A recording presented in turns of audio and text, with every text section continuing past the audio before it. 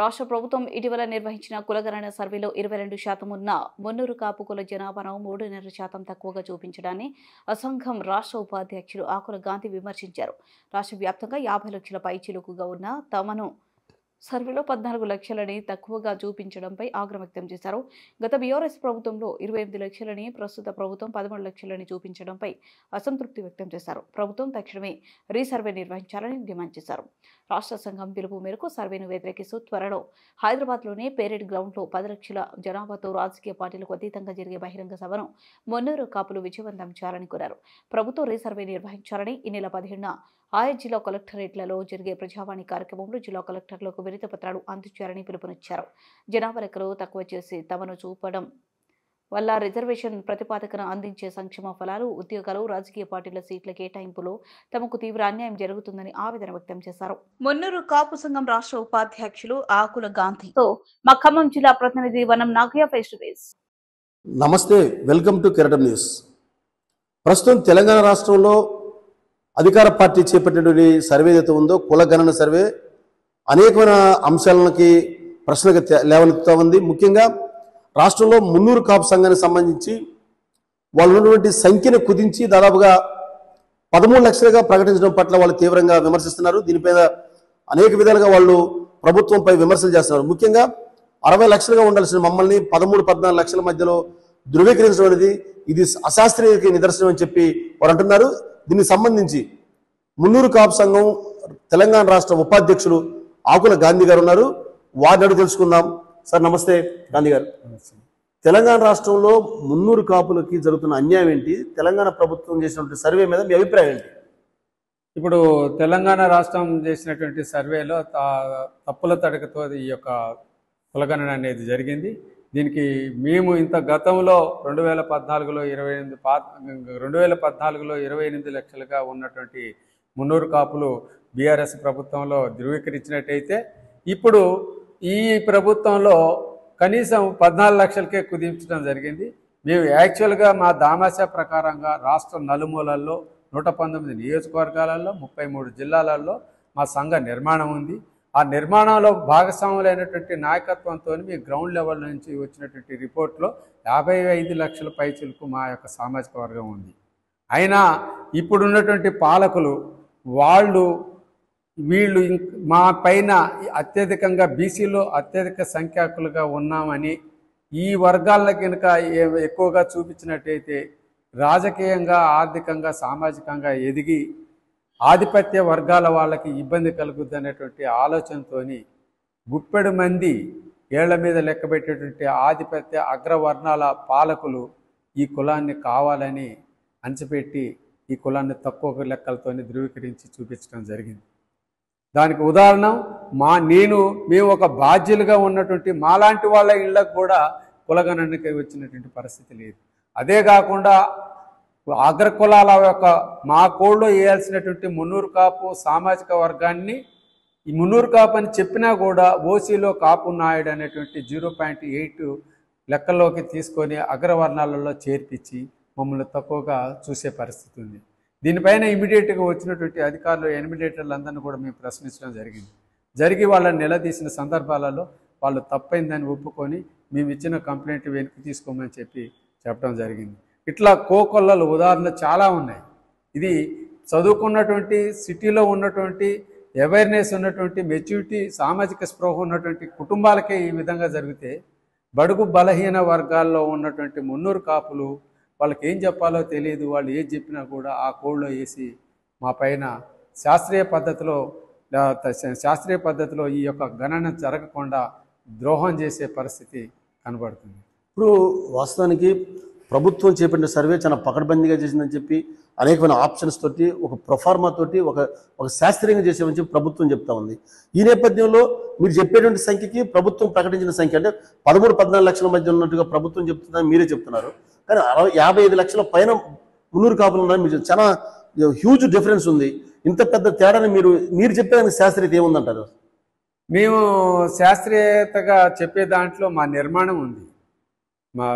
మేము నిర్మాణం చేసుకున్నాం. మేము ఇతర అన్ని వర్గాల వాళ్ళు రాజకీయ పార్టీలకు అతీతంగా CPM, CPI, Congress, BJP, BRS, irrespective of political parties అందరి ఇన్వాల్వ్మెంట్తోని ఒకే కులం ఒకే సంఘం అనే నినాదంతో రాష్ట్ర వ్యాప్తంగా మా నిర్మాణం ఉంది. ఒక రాజకీయ పార్టీకి ఏ విధమైన నిర్మాణం ఉందో బీసీలలో 300 కాపులకి ఆ నిర్మాణం ఉంది. కాబట్టి మా యొక్క లెక్కలు మీ గ్రౌండ్ లెవెల్లో నుంచి మేము తీసుకున్నాం. ఆ తీసుకున్నటువంటి ఫిగరే నేను మాట్లాడుతున్నాం. ఒకవేళ దమ్ము ధైర్యం ఉంటే ప్రభుత్వానికి నేను ఛాలెంజ్ చేస్తున్నా, కమాన్ రమ్మనండి, మళ్ళీ మేము కూడా వాళ్ళు అమ్మిట్టు ఉంటాం, మేము ఏదైతే చెప్పినామో అదే రాయమనండి. నిక్కర్చుగా శాస్త్రీయ పద్ధతిలో కనుక చేసినట్టయితే ఖచ్చితంగా మా లెక్క ఏంటో మేము తేల్స్తాం. ఇప్పుడు రాజ్యసభ సభ్యులుగా ఉన్నటువంటి సీనియర్ నేత BRS party MP Vaddiraju Ravichandra గారు కూడా అదే సామాజిక వర్గానికి చెందినటువంటి వ్యక్తిగా ఉన్నారు. ఆయన గారు కూడా నిన్న హైదరాబాద్ కేంద్రం నుంచి ఒక పిలుపునివ్వడం జరిగింది. మీడియా ముందు ఎదుట 300 కాపులకి అన్యాయం జరుగుతూ ఉంది, దీని మీద అంటే సమగ్రమైన సర్వే కరెక్ట్ జరగలేదు అన్నట్టు ఆయన కూడా ఆందోళన వ్యక్తం చేశారు. ఇప్పుడు దీనికి సంబంధించి ఈరోజు మీరు కూడా ఖమ్మంలో ప్రెస్ మీట్ పెట్టారు. ముఖ్యంగా 4 అంచెల వ్యవస్థ మీరు ఉద్యమ కార్యాచరణ చేపట్టారు. ఆ 4 అంచెల వ్యవస్థ ఏంటి, మీ యొక్క కార్యాచరణ ఎలా ఉండబోతుంది, మీ యొక్క సంఘాన్ని? ఇప్పుడు ముందుగా మేము ఈరోజు 33 జిల్లాలలో 300 కాపు బాధ్యులందరూ కూడా జిల్లా బాధ్యులందరూ కూడా ప్రెస్ మీట్ పెట్టేటువంటి కార్యక్రమం తీసుకున్నాం. ఇప్పుడు నెక్స్ట్ మేము 17వ తారీఖు నాడు కలెక్టరేట్లో మెమోరాండం ఇచ్చేటువంటి కార్యక్రమం జరుగుతుంది. ఆ తర్వాత రచ్చబండ కార్యక్రమం జరుగుతుంది. ఆ తర్వాత ప్రతి నియోజకవర్గంలో ఉన్నటువంటి ఎమ్మెల్యేలకు కూడా వినతి పత్రం ఇవ్వటం జరిగింది. ఆ తర్వాత మంత్రులను కూడా ఘెరావ చేసేటువంటి కార్యక్రమం ఒకటి ఉంది. ఆ తర్వాత కూడా భారీ ఎత్తున రాష్ట్ర నలుమూలల నుంచి 10 లక్షల మందిని సమీకరించి ఈ యొక్క 300 కాపులు మహాసభను పెట్టేటువంటి ఒక వ్యూహరచన కూడా జరుగుతుంది. ఇప్పుడే మా పెద్దలందరూ కూడా మొన్న కూర్చున్నారు 9వ తారీఖు నాడు వీఆర్ఎస్ గార్డెన్లో.